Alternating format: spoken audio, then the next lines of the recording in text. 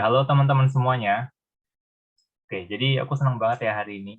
Nah, aku mau ngucapin selamat datang buat teman-teman yang menyaksikan video ini, ya, karena ini video podcast aku yang pertama ya, teman-teman semuanya. Jadi nggak kebetulan kalau teman-teman menyaksikan video aku, karena pastinya video ini akan menambah wawasan teman-teman semua dan juga menginspirasi teman-teman yang menyaksikan video ini, ya. Jadi aku ucapkan sekali lagi selamat datang buat teman-teman di video aku, terutama di podcast aku yang pertama. Oke, jadi judul podcast aku yang pertama hari ini adalah pengalaman menjadi visiting research di Korea.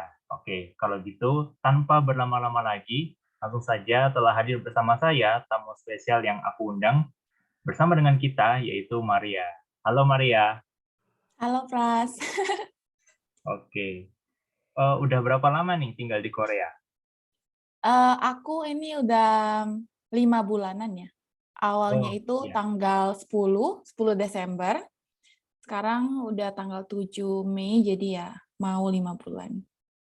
Oke. Ya. Mungkin Maria bisa perkenalan dulu nih ke teman-teman yang menyaksikan video ini. Oke. Halo semuanya, namaku Maria Gani. Nama lengkapnya Maria Apriliani Gani.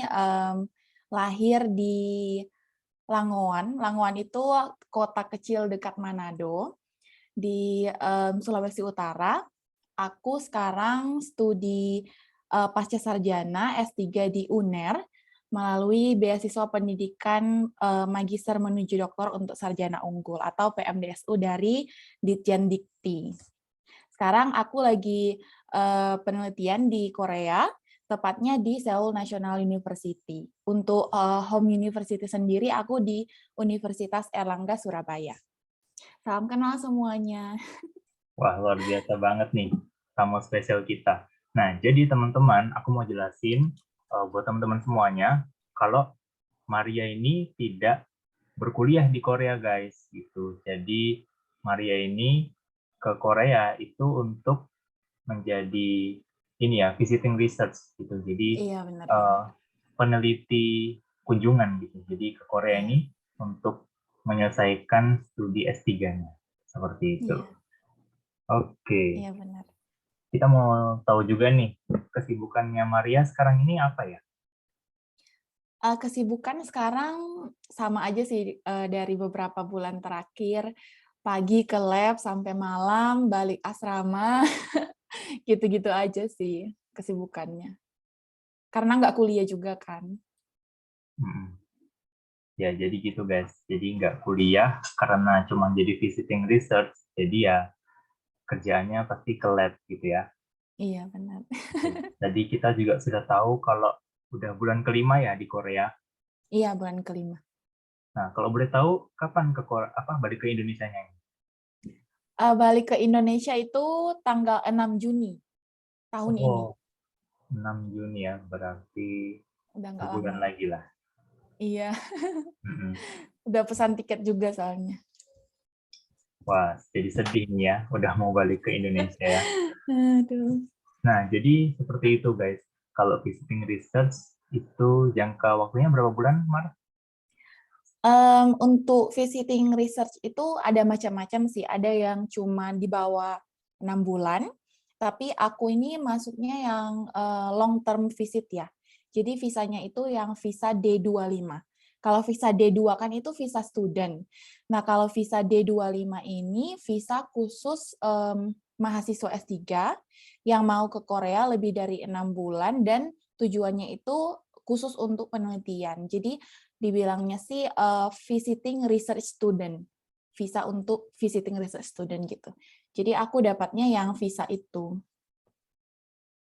Oh iya, aku ada pertanyaan lagi nih. Karena kan tadi, gitu, hari ini lah, lebih tepatnya itu tadi sore. Nah, tadi sore itu aku baru ngurus namanya IRC. Karena kan aku berkuliah Iya. di Korea dan pastinya lebih dari 3 bulan dong.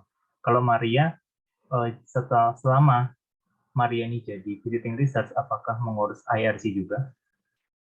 Iya, kalau visiting research itu kan masa tinggalnya 6 bulan. Jadi kalau nggak salah, kalau mau tinggal di Korea itu lebih dari 90 hari, wajib ngurus ARC gitu. Kalau enggak nanti jadi illegal resident gitu.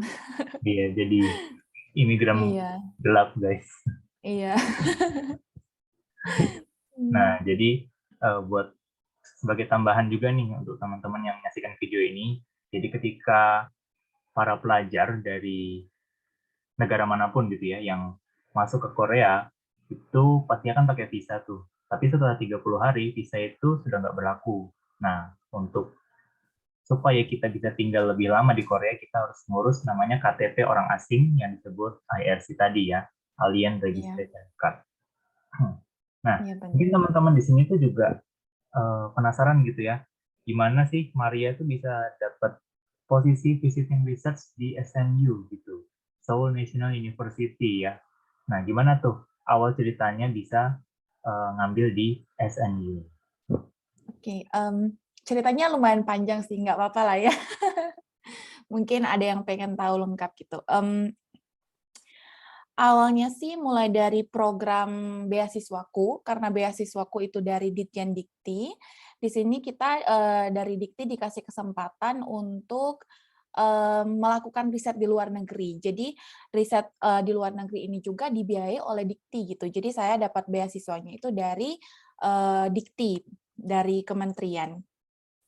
Nah, waktu itu karena kebetulan sudah ujian proposal disertasi, jadi pembimbing saya itu saranin untuk ikut program ini tahun lalu, 2021. Padahal yang tahun 2021 itu sebenarnya untuk kakak tingkat saya gitu. Untuk saya sendiri di tahun 2022 ini untuk angkatan saya. Tapi karena dikasih saran, jadi saya coba aja gitu. Sebenarnya ngurus berkasnya juga itu nggak terlalu serius, tapi ya puji Tuhan ternyata lolos. Cuma pada saat lolos itu saya tujuannya bukan ke Korea, tapi ke Jepang, di Kyoto University. Karena memang di sana ada dosen juga, ada prof yang saya sering baca artikelnya gitu, jadi maunya di Kyoto. Cuma karena Jepang itu kan masa-masa pandemi yang lagi berat-beratnya, Jepang itu belum buka border, jadi belum bisa apply visa untuk ke Jepang. Nah, karena ini saya coba cari negara lain yang masih memungkinkan gitu, dan dapatlah Korea. Terus saya juga bilang ke penyelenggara beasiswa, ke Dikti kalau mau kalau mau ganti negara tujuan, dan puji Tuhan juga diizinkan. Tapi waktu itu yang beratnya juga ternyata Korea itu masih memperbatasi ya untuk apply visa student. Jadi yang bisa mengajukan aplikasi visa itu cuma mahasiswa yang mau ke Korea dan mendapatkan beasiswa dari Korea gitu. Sedangkan saya kan beasiswanya dari Indo, jadi nggak bisa gitu. Jadi saya tunggu lumayan lama, dan ketika dibuka bordernya itu sekitar bulan November, nah disitulah saya daftar. Nah itu perjalanan visanya. Perjalanan gimana dapat SNU-nya itu agak ya terbilang lumayan menantang juga sih. Karena nggak diterima di Jepang, jadi saya memang memang saya sendiri ini K-popper gitu, jadi suka Korea. Jadi saya cuma iseng-iseng Google topik penelitian saya dan Seoul National University gitu kan. Kita tahu SNU lumayan terkenal gitu dari drakor juga, sudah banyak cerita-cerita. Jadi ya udah cari aja topik penelitian saya SNU, dan dapat website yang lab saya. Lab saya di sini websitenya itu bagus dan penelitiannya juga ternyata related, dan saya coba email profesornya dengan posisi saya ini sebagai stranger gitu ya, mahasiswa yang nggak dikenal, bahkan promotor saya di Indonesia pun nggak punya relasi dengan SNU gitu. Tapi saya coba email aja ya, nggak ada salahnya. Jadi Prof ini pun membalas email saya, terus berkomunikasi gitu. Masalah visa juga saya banyak dibantu, diberikan rekomendasi untuk dapat visa dan lain-lain. Dan akhirnya bisa ke Korea, lebih tepatnya di SNU gitu. Gitu perjalanannya. Cukup panjang sekali nih ya. Iya, aduh. Nah, kalau gitu jurusannya Maria ini apa? Mungkin teman-teman juga mau tahu nih. Ah, Untuk jurusannya S1 itu saya S1 farmasi, cuma saya belum sekolah apoteker, jadi saya belum bisa praktek apoteker. Setelah lulus S1 saya langsung masuk, program PMDSU ini. Jadi program PMDSU ini percepatan S2 ke S3 di mana, S2 dan S3-nya ini totalnya hanya 4 tahun saja gitu. Biasa kan lebih dari 5, 6 tahun gitu kan ya, tapi di program ini dipercepat dan di S2, S3 ini juga, jurusannya sama-sama farmasi. Cuma saat, menjadi visiting researcher, karena di sini saya, di fakultas, yang lumayan diverse gitu latar belakangnya, jadi saya masuknya di lab, biological engineering gitu.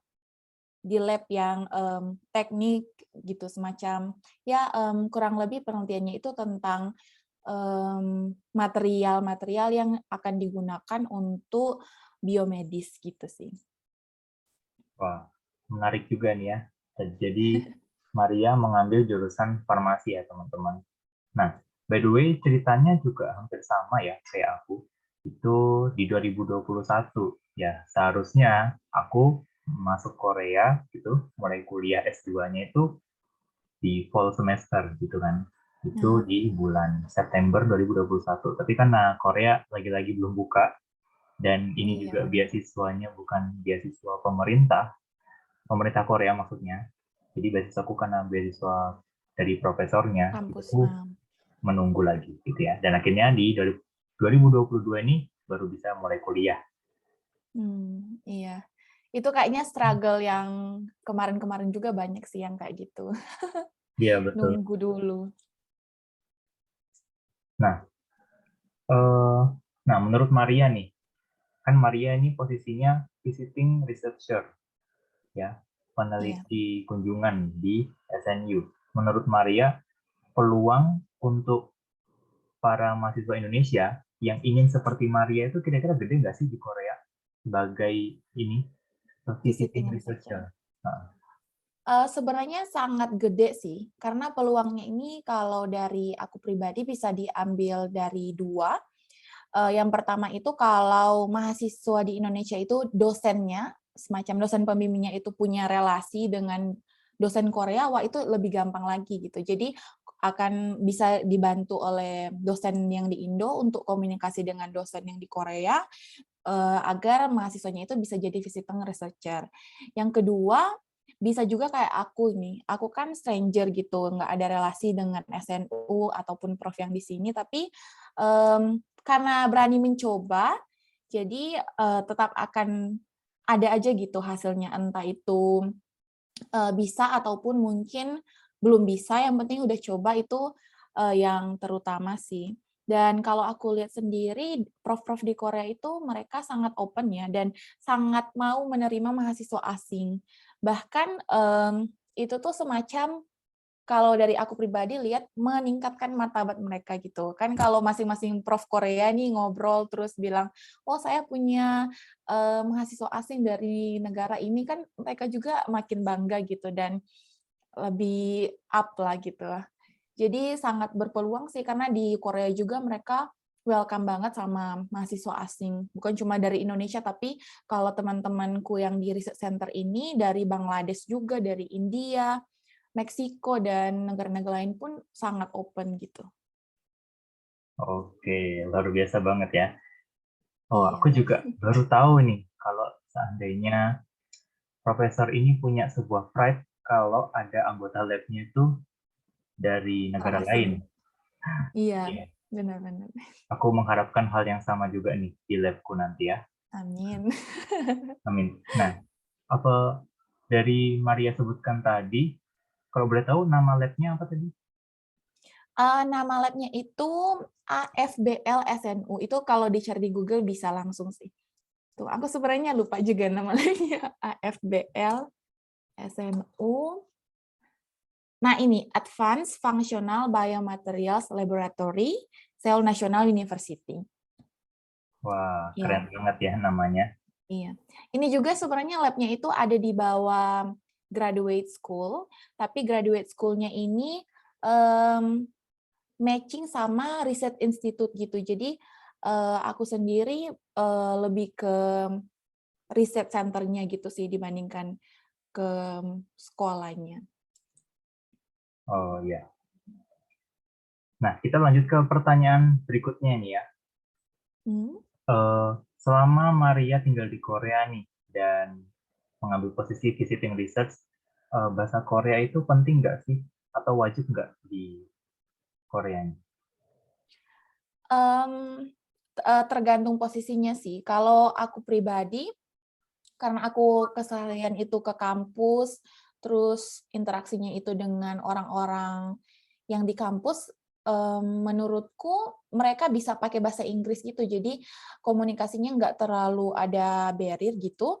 Cuma kalau misalnya komunikasi dengan masyarakat lokal gitu, kayak mau beli makan dan lain-lain, itu memang lumayan sulit ya, tapi bukan berarti nggak bisa juga gitu, tetap bisa survive, cuma lebih bagus lagi kalau memang bisa bahasa Korea gitu. Iya. Jadi bahasa Korea tidak terlalu wajib ya. Iya, benar. Nah, pertanyaan berikutnya nih. Apa suka duka hidup di Korea? Maria enjoy atau enggak? Suka duka hidup di Korea, aku enjoy-enjoy aja sih, cuma mungkin karena negaranya beda, kulturnya juga beda gitu, dan kebiasaan orang-orang pun ini beda dengan orang-orang di Indonesia gitu. Bukan berarti buruk juga atau gimana, cuma mungkin pada awalnya gitu 3 bulan pertama harus ada adaptasi kan. Jadi mungkin itu yang agak terasa berat karena nggak terbiasa dan aku juga kayak belum tahu awalnya gimana, mmm, kayak kok yang sopan itu yang mana gitu, kalau makan itu kayak gimana, kalau diundang makan kayak gimana, kalau diundang ke rumah teman bawa gift apa enggak gitu. Tapi lama-lama udah mulai terbiasa dan, enjoy aja sih. Cuma memang awal mula beradaptasi emang berat ya, dimanapun pasti berat kalau adaptasi. Tapi lama-lama enjoy. Oke.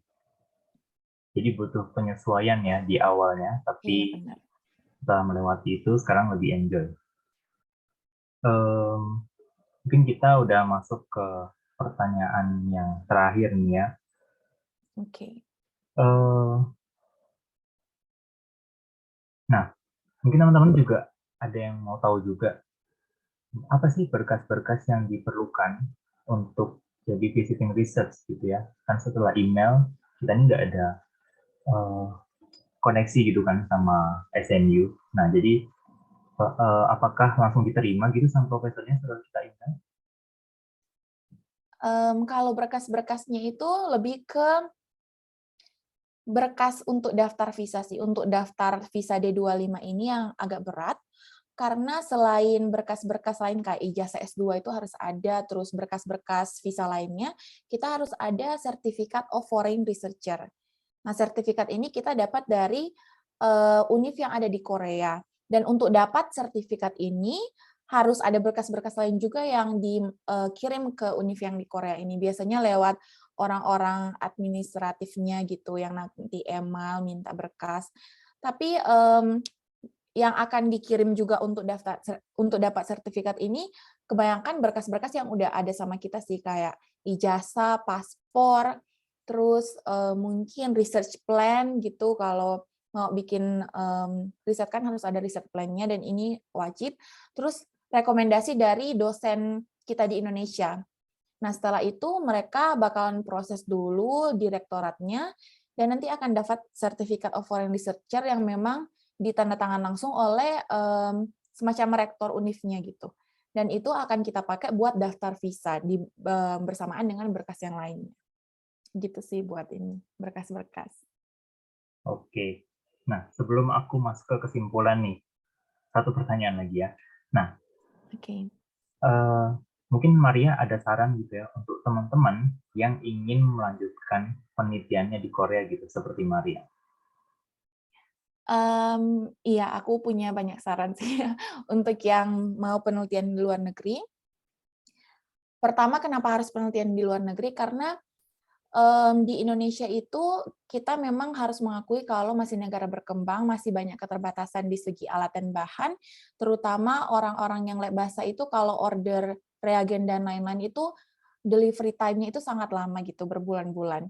Sedangkan di luar negeri itu cenderung lebih cepat dan instrumennya itu kita bisa pegang langsung, kita bisa handle langsung, tidak ada jam batasan lab-nya itu. Kalau di Indonesia kan biasanya mau nge-lab malam udah diusir satpam gitu. Jadi kalau di luar negeri itu terutama di Korea mereka lebih bebas untuk lab dan juga akses terhadap alat dan bahan itu sangat mudah. Untuk saran gimana agar kita bisa diterima riset di Korea itu, yang pertama kita harus punya modal gitu. Modalnya kalau dalam segi riset ya kita harus publikasi dulu biar prof yang akan kita approach juga lihat ke oh ternyata anak ini dia aktif riset, bidang risetnya itu di mana, apakah kualitasnya ini baik atau enggak, ada potensi untuk dikembangkan atau enggak gitu. Jadi harus punya publikasi ilmiah itu lebih bagus biar sebagai profile kita dan CV kita itu loh. Dan juga harus punya research plan yang memang matching sama lab tujuan kamu gitu. Karena kalau nggak matching, kalau alat bahannya nggak ada kan ya percuma juga untuk dilakukan di sana. Jadi itu sih yang paling penting. Yang artikel ilmiah itu mungkin bisa dibilang wajib ada gitu agar diterima. Oke, thank you buat Maria untuk sarannya gitu ya. Jadi Iya. perlu kita mempersiapkan diri ya sebelum kita melanjutkan penelitian kita di negara yang lain gitu ya. Iya. Nah, mungkin sekedar tambahan nih teman-teman, kenapa sih Maria nih email profesornya ya, ngirim email karena setiap profesor di Korea itu kalau yang kulihat ya, mereka tuh punya lab masing-masing teman-teman. Jadi Iya benar. beda ya kayak di Indonesia. Kalau di Iya. Indonesia labnya mungkin Bersama. lab bersama, satu jurusan ya jurusan itu aja gitu labnya. Tapi kalau di Korea itu setiap profesor itu punya ruangan labnya itu sendiri ya. Oke, Iya. waktu kita sudah mulai menipis nih ya. Nah, jadi kesimpulannya adalah untuk menjadi visiting research di Korea itu ternyata peluangnya sangat lebar teman-teman. Nah, seperti yang aku bilang tadi, setiap dosen atau profesor di Korea itu punya lab masing-masing. Jadi kesempatannya itu lebar, gak cuma untuk visiting research ya, seperti Maria, tapi juga teman-teman yang mau S2 maupun S3 di Korea. Kayak gitu. Iya. Dan thank you, aku ucapkan terima kasih ya untuk Maria yang sudah bersedia diundang ke podcast pertama aku. Ya, Iya. semoga di next kedepannya kita bisa ketemu lagi dan semoga perjalanan ke Indonesia dilancarkan, juga wisudanya Amin. dilancarkan. Amin. Iya. Aku juga mengucapkan terima kasih buat teman-teman yang sudah menonton video aku dari awal sampai akhir ya. Di podcast pertama aku ini, semoga video ini bisa memberikan wawasan yang lebih buat teman-teman semua dan juga menginspirasi teman-teman semuanya. Oke, terima kasih dan sampai jumpa di video selanjutnya. Bye-bye. Bye-bye.